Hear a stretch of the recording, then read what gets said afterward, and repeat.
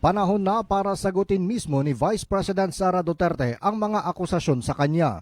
Ito ang reaksyon ng ilang mga taga-Coronadal matapos na ma-impeach ng Kongreso sa ikalawang pagkakataon si VP Sara.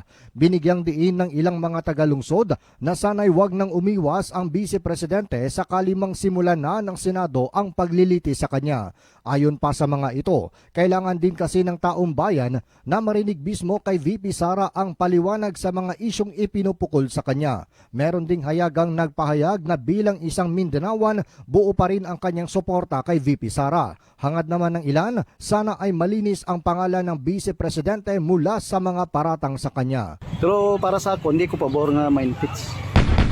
Ang himbintang sa iya, sabto niya, hindi paglikawan kay para mabalaan kung sino may sala, kung may sala ba sa wala. Basta patas lang, basta klaro lang ebidensya. No fishing is ebidensya na bisla. Ay, di Sara Duterte ako eh. Taga Mindanao yun eh. Walang sala lang si Sara para happy ba? Ang tinig ng ilang mga taga-Coronadal. John Sionosa, NDBC, Bida Balita.